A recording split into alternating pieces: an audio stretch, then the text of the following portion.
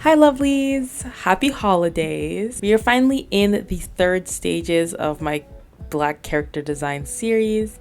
And in this stage, instead of rendering and stuff like that, I'm basically going to be talking about specific things in black character design that people do that could be talked about. You know what I mean? So here are 3 reasons why your black OC stands out. Now, I'm not talking about regular standing out as a character. I'm talking about standing out from your art style. Like, it doesn't look like it's supposed to be a part of your art style. And there were 3 main reasons that I've noticed throughout, looking at other people's art and stuff like that. And just even seeing in my own art and stuff like that, realizing like, okay, this is the reason why my black OCs are standing out from my other characters. And I will also be giving you tips on how to change that. All right. So let's get started. First of all, it is the way you draw hair in general. So this part specifically is mostly for like afro hair and stuff like that. But this is like a lot of way that I've seen artists draw afros. I've also mentioned that in my afro tutorials, but this is just the specific thing that I've been seeing like a lot. Most artists draw the afros without any line art, and that's mostly because, let's say we're using some type of afro brush or something like that, or a already made brush, so they tend to not put any line art even though their other characters have line art in their hair. I mean, the way to fix this is pretty simple. It's just, putting line art where your character is supposed to have line art, or removing line art from your art style. But if you have line art in your art style, there's no reason to not put line art when you're drawing your black OC's hair.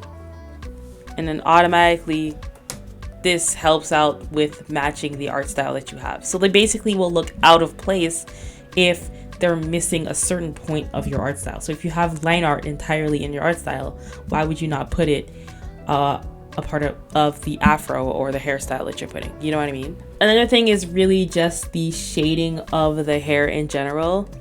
So let's say that the shading of your hair is very cell shading, it's very harsh and lined up like that. Sometimes when they draw afros or even different styles like locks or braids, they tend to do a different type of shading and lighting, and that basically deviates from your art style. You know what I mean? So you don't want to do that, obviously. So instead of actually deviating from your art style, use the same exact type of shading you do with your other OCs. Even in the lighting, if the lighting right here is just clumps of sort of circles here, do the same thing for your afros.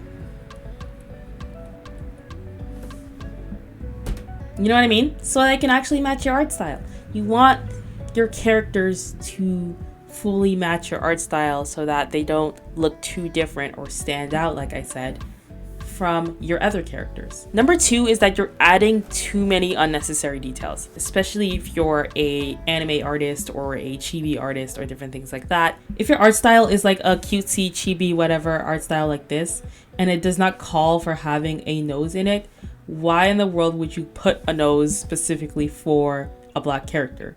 So this makes it deviate from the art style, because if the rest of all your characters don't have noses, there's no reason for you to put a nose for your black character. Like, I get that you want to sort of show black features and different things like that, but if that feature, a nose, is not in your art style, there's no reason for you to actually put it in your black character. So if the detail seems unnecessary or too much, don't put the detail in there. Essentially, you just don't want your black characters to stand out from your art style. You know what I mean? Now, number 3 is that you only have one. Now, I am not here to police the way you do your OCs, the way you draw your OCs, the way you do all of that type of stuff. As an artist, you can literally create whatever you want. But if you feel like your black character is out of place in the whole lineup of your characters, maybe it's because there's only one. It's because they're out of place. Like, it literally looks like they're out of place because they are. You know what I mean? Now, this isn't to make you feel bad or ashamed or anything like that, because that is the last thing I want as an artist, for you to feel like scared or feel bad because you don't have any black OCs or you only have one. You might claim that it is hard to draw Black people, or that your art style doesn't fit with Black people, or even that you're scared to be accidentally racist. Let me tell you something, okay?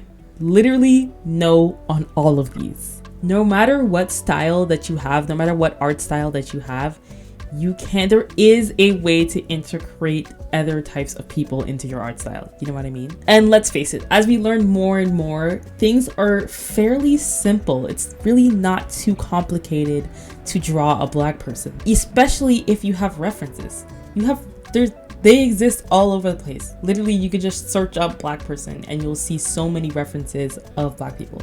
And I will assure you, let me hold your hand when I say this, you will not be accidentally racist. The only way that it actually looks racist is if you draw it like a minstrel show, like Black people were depicted back then. But we all are aware that that's not what Black people look like. Like, there is not a single Black person that looks like that. There are so many Black people out there, and there are so many different ways that they look. So what I'm telling you is that you won't be accidentally racist, because this is the racist way, and there is no other way that is racist. I'm telling you right now, because there's so many different types of ways Black people can look that there's no way to accidentally mess up and like draw a minstrel show. Like, you can't. If you do that, that's literally just racist. Like, because Black people don't look that way. So why would you accidentally draw something like that? You know what I mean? I feel like people are too like walking on eggshells type of way, and there's like a strict guideline, but there's no strict guideline. Like, you have to like basically erase that from your mind, like I've said before. And if you're really unsure, or if you actually want to reference from a certain culture, just research on that culture, or ask somebody who is a part of that culture. And if there's nobody that you know that is a part of that culture, search it up, Google it, you will find it. You know what I mean? There is information out there for you to figure out, okay, this is the way they dress, this is the way they look, whatever. So there's no way for you to accidentally be racist. I promise you that. Even if you draw the nose big, some Black people have big noses, some don't. Some Black people have big lips, some don't. Like, that's literally how it works. So if you draw it that way, it is not racist. It's literally, okay, this is what my OC looks like, and that's it. Anyways, that is the end of the video. If you guys enjoyed this video, please like and subscribe, and write in the comments if you guys have any questions about this video that I made. Honestly, it was more like a rant video, I won't lie, than anything else, but hopefully you guys learned like one thing or two. Thank you guys for watching till the end. I will see you guys next Sunday. Bye.